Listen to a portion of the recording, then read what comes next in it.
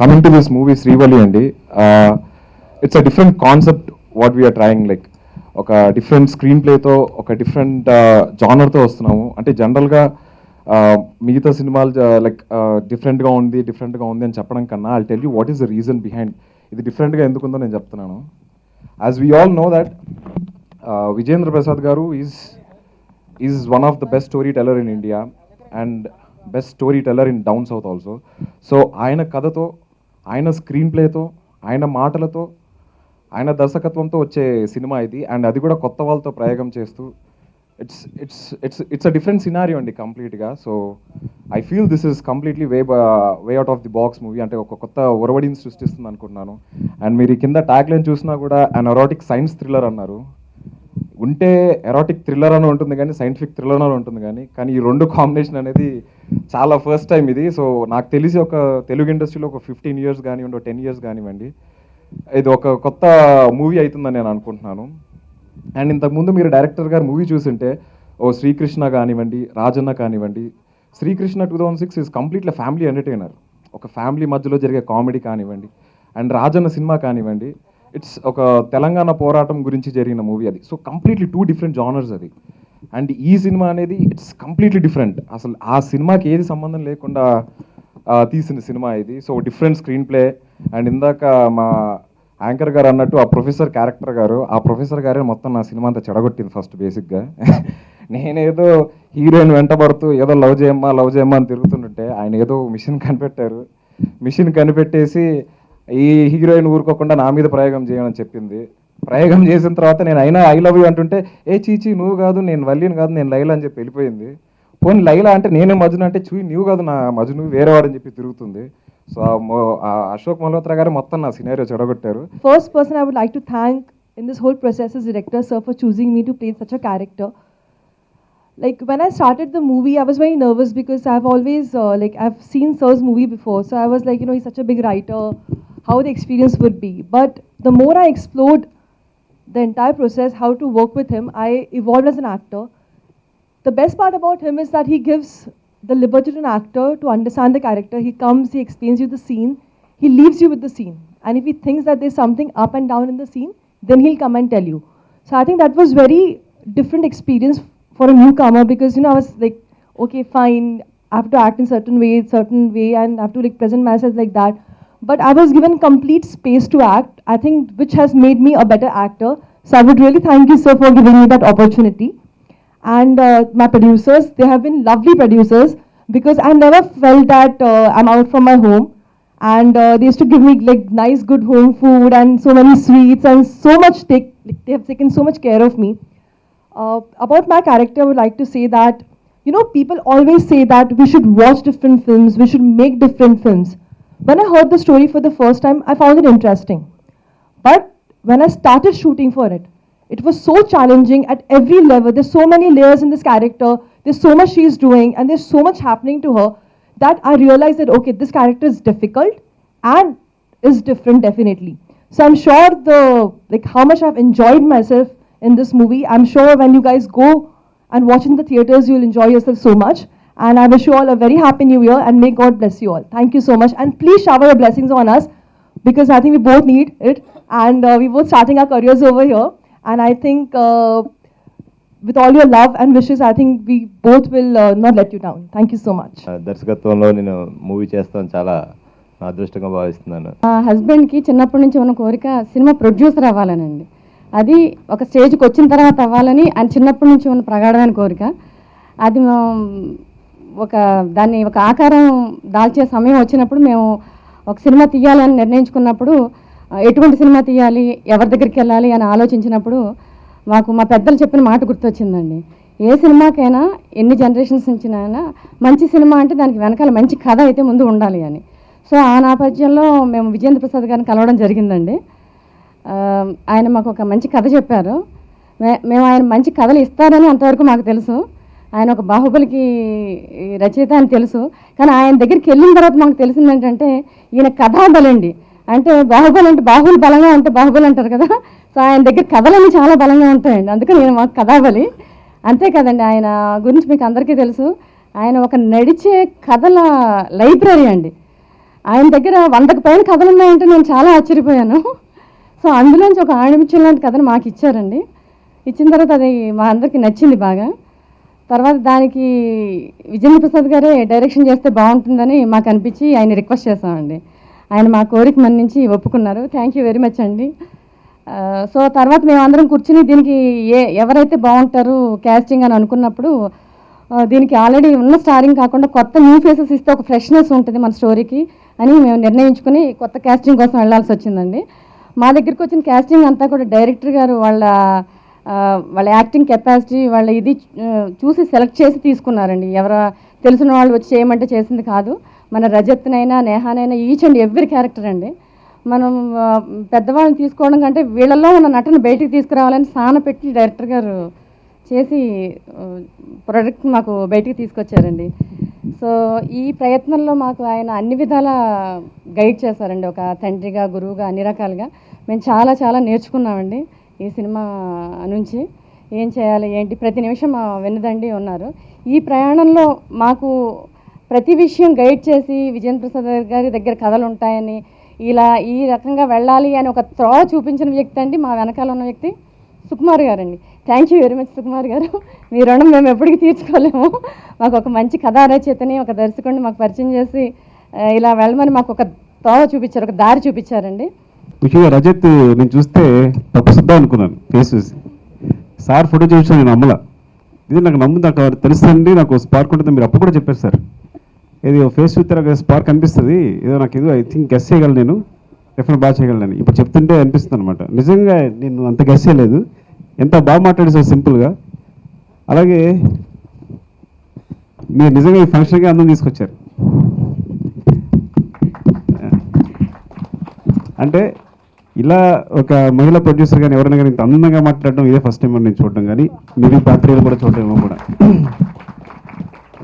అంత ప్రిసైజ్గా చాలా అందంగా ప్రతి విషయాన్ని ఇంత క్లియర్గా ఎక్స్ప్రెస్ చేస్తూ, అందుకే భర్త కోరిక అంటే ఆయన ప్యాషన్ చిన్నప్పటి నుంచి పడుకుని పాపం నిద్రలో కలవరించేవారేమో సినిమా అని.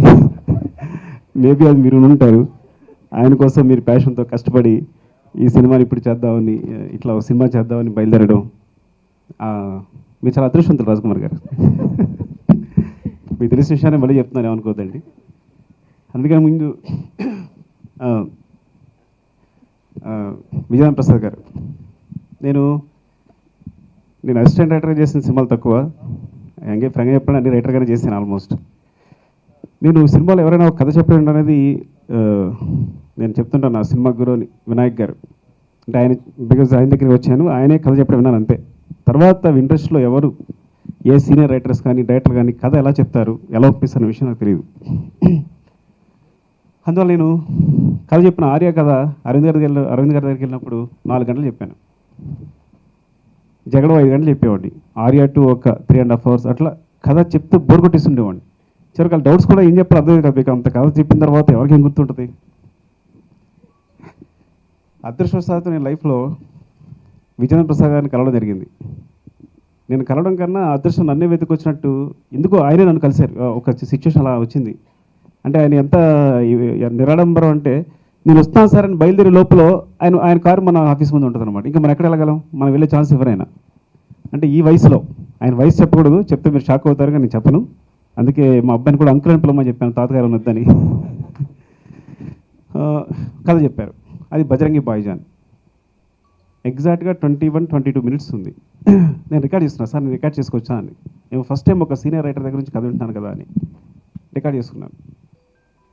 అవి వింటుంటే 22 నిమిషాల్లో మొత్తం కథ ప్రతి సీన్ వచ్చేసింది. అందులో ఎమోషన్ వచ్చేసింది, కామెడీ వచ్చేసింది, లవ్ సీన్స్ వచ్చేసాయి, అన్నీ మొత్తం నేరేషన్లో అన్నీ ఉన్నాయి.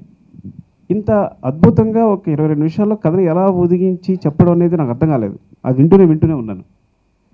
ఆ తర్వాత ఎంత ఉపయోగపడిందంటే నాకు ఆ విషయం, అఫ్కోర్స్ తర్వాత బజరంగి భాయిజాన్ చూశాను. మీరు నమ్మండి, చూసినప్పుడు ఒక్క సీన్ కూడా మిస్ అవ్వలేదు సినిమాలో. ఒక్క సీన్ కూడా, ఒక 10% ఏవో షార్ట్ చేంజెస్ లేకపోతే కనెక్షన్స్ ఏవో ఉంటాయేమో, కానీ 90% సీన్స్ ఆయన 22 నిమిషాల్లో ఏది డైరెక్ట్ చేశారో ఆ సినిమా అంతా ఉంది. అంటే ఇప్పుడు ఏదో ఆయన కథ చెప్పారు, ఇంకెవరో డెవలప్ చేశారు, ఎవరో తీసినట్టు కాదు. బజరంగి భాయ్ సినిమాని మొత్తం 20 నిమిషాల్లో మొత్తం చూపించారు. అదే సినిమా చూశాను నేను, ఇంకా షాక్ అయిపోయాను. ఆ తర్వాత నాకు కథ చెప్పడం చేతనైంది. ఆ తర్వాత నేను 3 కథలు చెప్పాను. 3 కథలు హాఫ్ అన్ అవర్ 35 మినిట్సే చెప్పాను. నా జాబ్ ఈజీ అయిపోయింది. ఇదివరకు ఎవరికైనా కథ చెప్పాలంటే పారిపోయేవాడిని. ఎందుకు పారిపోయానంటే పొద్దున ఎక్సర్సైజ్ చేయాలి, బ్రీతింగ్ ఎక్సర్సైజ్ చేయాలి, బాగా కష్టపడాలి. ఆ రోజంతా హెల్తీగా ఉండాలన్నమాట. నేను మంచి బ్రీత్ అందాలన్నమాట. అంతే నా బ్రెయిన్ బాగా పనిచేస్తుంది. 3 గంటలు చెప్తాను. అప్పుడు అంత కష్టపడాల్సి వచ్చేది. ఇప్పుడు అక్కర్లా, ఆగిపోయి బాబుని కూర్చోబెట్టి చెప్పేస్తున్నాను అరగంటలో కదా. అలాగే ఆవిడన్నారు, కొంతమంది నడిచే గ్రంథాలు ఏమంటారు, ఆయన నడిచే కథల సమూహం. ఆయన దగ్గర 100 కథలు ఉన్నాయన్నారు కదా, అది మీకు చెప్పినప్పటికేమో ఆ నెక్స్ట్ విషయంలో వైరస్లా పెరిగిపోతుంటాయి కథలు అవి. ఆ నెక్స్ట్ ప్రొడక్షన్ పెరిగిపోతుంటుంది అనమాట. ఆయన ఫ్లైట్ ఎక్కి దిగే లోపల ఒక కథ చెప్తుంటారు. అండ్ తర్వాత నేను 2-3 అంటే తర్వాత ఇంకా ఆయనతో అసోసియేట్ అవ్వడం మొదలుపెట్టిన తర్వాత ఆయన కథలు చెప్తుంటే అందులో సైన్స్ ఉంటుంది, science fiction, what ever, thrillers, love, romance, మీకు చరిత్ర, అంటే ఇంక అన్ని రకాలుగా ఇప్పుడు ప్రస్తుతం సొసైటీ, ఇన్ని కథల్ని ఆ వయసులో ఆయన అంత ప్యాషనేట్తో ఎలా చేస్తున్నారు, కంటిన్యూస్గా కథలు చెప్తూనే ఉంటారు. అలా వింటూ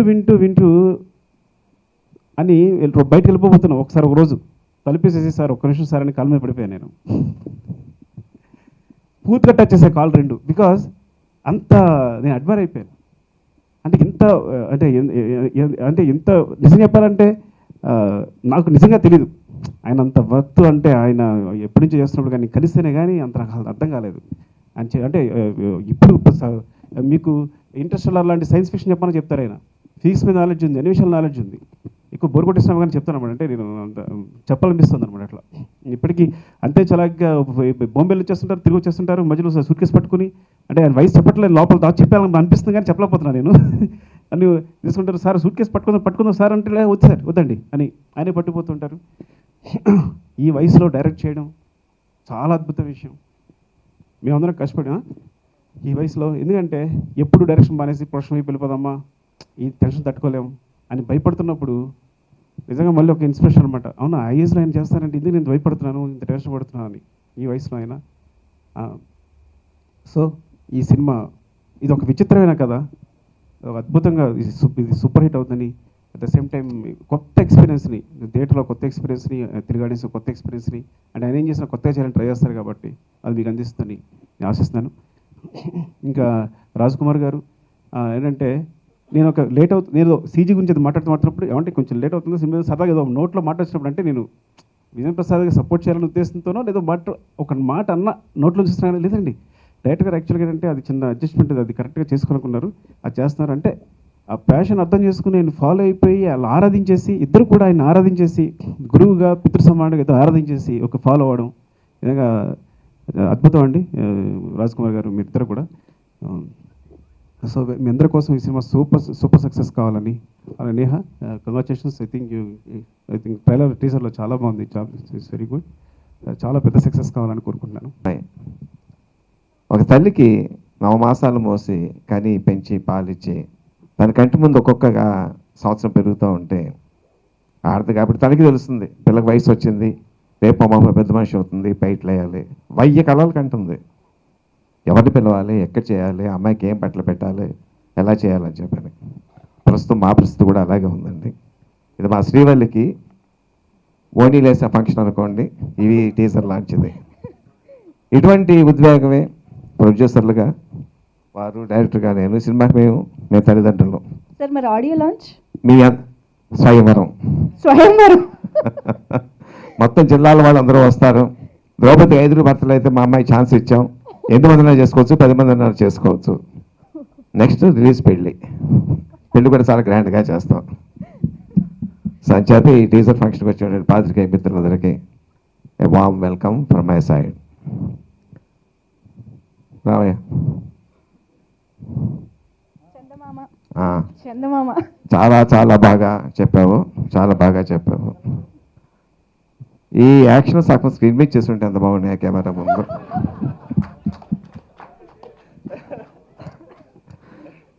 ఈ నా మనసుకు ఆనందం కలిగి ఒక చిన్న అబద్ధం ఆడే నీతోటి నిజం చెప్పేస్తున్నాను. నేను రజత్ కృష్ణని తన ఫోటో చూడగానే ఆడిషన్ కూడా చేయలేదు, ఈ అబ్బాయి మన హీరోని డిసైడ్ అయిపోయాను. ప్రొడ్యూస్ సాటిస్ఫాక్షన్ ఆడిషన్ చేశాను, కానీ టెన్షన్ పెట్టాను దాన్ని.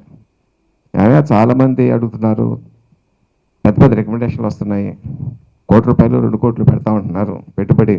మీరు పెడతా ఉంటారు కదా కొత్త హీరోలు అంటే టెన్షన్ ఫీల్ అయిపోయి, సార్ నేను ఒక 50 లక్షలు ఇస్తాను సార్ అన్నాడు.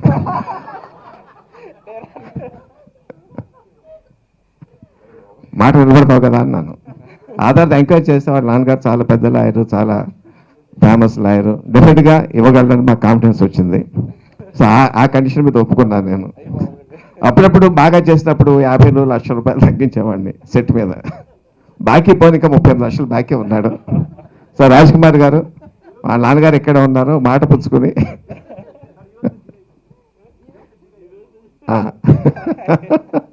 మాట కమిట్ అవుతున్నాం. ఏదమ్మా జీరో అయిపోయిందా? సుకుమార్ గారు అన్యాయం అండి. సరే రిలీజ్ లోపల కొత్త బాకీ దొరకపోతావు చూస్తాను నేను. Thank you Rajat, thank you for the performance. And my Neha, please come here. ఈ అమ్మాయిని కూడా ఫోటో చూస్తే సెలెక్ట్ చేశానండి. ఈ సినిమాలో కథపరంగా కొన్ని చేయవలసి ఉన్నాయి. She has to drive the car very fast.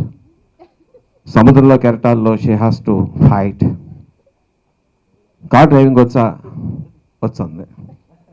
Swimming అంటే నేర్చుకుంటున్నానండి, బాగా చేసేస్తాను షూటింగ్ టైంకి. సరే ఉడిపిలో అవుట్డోర్ షూటింగ్కి వెళ్ళాము. అక్కడ కారులో డ్రైవింగ్ సీన్ తీయాలి, తను డ్రైవ్ చేయాలి. ఎదురుకున్న కారు మీద నిలబడి, రాఘవ ప్లీజ్ నా మాటను కోపంతో వెళ్ళిపోవాలి. సడన్ మూమెంట్లో బ్రేక్ కొట్టాలి అమ్మాయి. ఎంత షార్ప్ కొట్టాలంటే లేకపోతే రాధ మీద ఎక్కేస్తుంది. కారు దగ్గరికి వచ్చింది, వచ్చి డ్రైవింగ్ సీట్లో కూర్చుని గేర్ ఏది, క్లచ్ ఏది, బ్రేక్ ఏది అని అడుగుతుంది. ఇదేంటి గేర్ ఏది, క్లచ్ ఏది, బ్రేక్ అడుగుతున్నాం ఏంటమ్మా అంటే, అదేనండి ఇంకా నేను చేయలేదు. పర్లేదు కదా మీరు కారు తోసేయండి, అక్కడ ముందే రాయి పెట్టండి, కొంచెం ఎక్స్ప్రెషన్ ఇస్తాను. ఏం చేయాలో పట్టుకుని చెత్త కొట్టాలనిపించింది. కాకపోతే మనిషి కరాటే జూడవచ్చు, అదే కొడత తిరిగి ఏమి చేయలేకపోయాను. సరే సరిపెట్టుకున్నా, ఏదో తీసేసాం సీన్. నెక్స్ట్ సముద్రంలో దెర్ ఇస్ అ ఫైట్. ఈ అమ్మాయికి ఒక క్యారెక్టర్ వచ్చిన సముద్రం కెరటాలు ఉంది. ఉడిపి చాలా బాగుంటుంది, రాక్స్ అయ్యి కెరటాల దగ్గరికి వస్తాను. నేను సేఫ్టీ మెజర్స్ తీసుకుంటానమ్మా, నేను అడుగు తాడు కడతాను, నేను ఒక కరెక్ట్ లాగైనా చేసేస్తాను. మరి స్విమ్మింగ్ ఇది బాగా ప్రాక్టీస్ చేసావా సముద్రంలోను, బాంబే మెరైనా బీచ్లోను అంటే, బీచ్లో ప్రాక్టీస్ చేయలేదండి. స్విమ్మింగ్ పూల్ బాగా చేసావా? ఆ స్విమ్మింగ్ పూల్ కూడా చిన్నపిల్లలు స్విమ్మింగ్ పూల్ ఉంటుంది కదండి, 1 ఫీట్ది, దాంట్లో 2 సార్లు దిగానండి కాళ్ళ వరకు. అసలు ఏం మాట్లాడుతున్నావు నువ్వు? నేను చెప్పింది ఏంటి, నువ్వు చేసింది ఏంటి? ఇప్పుడు అవుట్డోర్ ఇక్కడికి వచ్చాము, నేను తెచ్చుకోవాలంటే ఏం చేయాలి నుంచి గట్టిగా తిట్టాను. తిడితే ఇచ్చేసి ఏం చెప్పిందంటే, సార్ నాకు ఒక నైట్ మేర్ ఉందండి, నాకు కనీసం 50-60 సార్లు వచ్చి ఉంటుంది సముద్రంలో పడిపోతున్నట్టు, నీళ్ళు ముళ్ళు చచ్చిపోతున్నట్టును, మీతో వేషం వదులుకోవడానికి ఇష్టం లేక అబద్ధం చెప్పానండి. ఇంకేం మాట్లాడతాను? బట్ అమ్మాయి ఎంత స్పోర్ట్ అంటే, మర్నాడు పొద్దున్నే నేను సముద్రం గురించి దగ్గరికి వచ్చేసింది, with swimming trunk and swimming this thing. Short తీయండి సార్ అంది. అదేంటమ్మా నీకు ఈత రాదు కదా అన్నాను. పర్లేదు సార్ తీయండి సార్, మీకు మాట ఇచ్చాను, నేను ఒకటి ఇచ్చాను తప్పాను, I don't want to risk it, I want to do it. మిమ్మల్ని డిసప్పాయింట్ చేయడం నాకు ఇష్టం లేదు. అప్పుడు నిజంగా నా కళ్ళంట almost I was touched by her commitment. వద్దామని వేరే రకంగా మేనేజ్ చేశాను. మూడవది, యాజ్ పర్ అవర్ స్టోరీ, ఈ అమ్మాయి she's a daughter of a scientist. ఒక ఎక్స్పెరిమెంట్ కూర్చోవాలి, బట్టలు లేకుండా కూర్చోవాలి. నేను కథ చెప్పినప్పుడు చెప్పాను, బట్టలు లేకుండా కూర్చోవాలంటే కథపరంగా ఉంటుందమ్మా, బట్ మీకు స్కిన్ కలర్ క్లాత్ వేస్తాను అని చెప్పాను. బట్ అక్కడ అమ్మాయి ఎంత కమిట్మెంట్ ఉందంటే, sir I will do topless, అక్కడ స్టాఫ్ తక్కువగా ఉండేలా చూడండి అని షీ హెస్ హర్ వాలంటీర్. చాలా ధైర్యంగా ఒక సునీత గారిని అక్కడ పెట్టి, చాలా తక్కువ మంది మెంబర్స్ని పెట్టి ఆ సీన్ షూట్ చేసాము. I have to sincerely appreciate Neha for your boldness in this thing. కానీ నిన్న నా దగ్గర బాంబు పేల్చింది. అప్పటి నుంచి అంటుంది, సార్ ఎవరో పక్క నుంచి ఫోటోలు తీశారు అంటుంది. నేను వచ్చిన దగ్గర నాకు తీసింది ఫోటోలు ఎవరు తీసింది ఎవరో తెలిసింది సార్, మీరు యాక్షన్ తీసుకుంటారా? తీసుకోవద్దు, నేను యాక్షన్ తీసుకుంటాను, ఇష్టం ఏ యాక్షన్ చెప్పు అంటే చెప్పింది. సార్ హీరో తీసాడండి ఫోటోలు పక్క నుంచి, అతని దగ్గర ఉన్నాయి ఇవి. నేను అడుగుతాను అతన్ని, ఆ ఫోటోలు ఇస్తే మా సినిమాలో లిప్ లాక్ సీన్ ఉంచండి, లేకపోతే తీసేయండి. సో రాఘవ, ఆ సీన్ లేకపోతే సెన్సార్ బాధ్యత కాదు, నీది బాధ్యత. సో సినిమాలో లిప్లాక్ సీన్ ఉండాలనుకుంటే నువ్వు అమ్మాయి ఫోటోలు అమ్మాయికి ఇచ్చాయి, లేకపోతే ఆ సీన్ నువ్వే బాధ్యుడు అవుతావు. 50 లక్షల రూపాయలు మళ్ళీ ఖాతాలో వస్తాయి. Thank you Neha, thank you.